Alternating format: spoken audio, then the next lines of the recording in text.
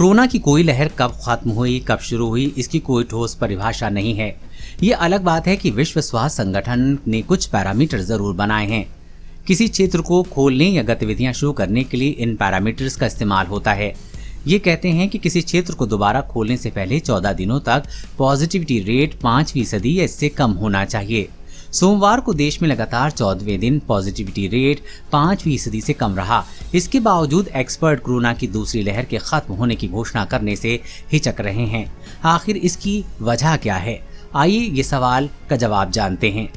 देश में सोमवार को कोविड-19 के 53,256 मामले आए हैं। ये पिछले 88 दिन में सबसे कम है। पॉजिटिविटी रेट यानी कि संक्रमण दर भी घटकर 3.83% रह गई है। इससे ऐसा लगता है कि कोविड-19 संक्रमण का मौजूदा दौर खत्म हो चुका है और ये समय पाबंदियां खत्म करने का है।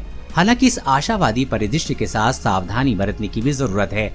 कारण है कि कई वैज्ञानिकों का कहना है कि अब भी कुल मामले बहुत ज्यादा हैं। कुछ जिलों में संक्रमण दर 5% से ज्यादा है। आंकड़ों की विश्वसनीयता को लेकर भी संदेह है।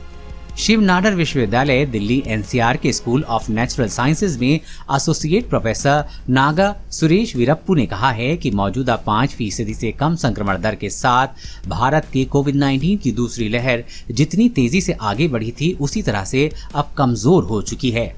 लेकिन डेल्टा प्लस जैसे संक्रामक रूप के वजूद में आने से शायद ये खत्म नहीं हुई है। कोरोना का delta plus variant delta variant या B16172 में बदलाव से बना है।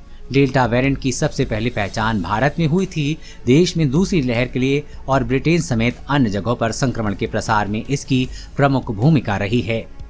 क्या कहते हैं मानक?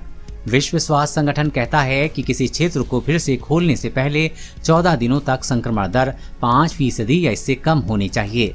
लोक नीति विशेषज्ञ चंद्रकांत लहारिया ने कहा है कि मामले में कमी आ रही है, लेकिन कुल मामले अब भी बहुत ज्यादा हैं। उन्होंने कहा कि बेशक राष्ट्रीय स्तर पर संक्रमण दर घट गई है, हालांकि कई जिले ऐसे हैं जहां ये दर 5% से अधिक है।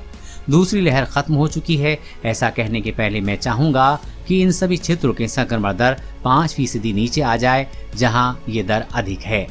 कोरोना वायरस और कोरोना वैक्सीन से जुड़ी हर अपडेट पाने के लिए चैनल को सब्सक्राइब करें।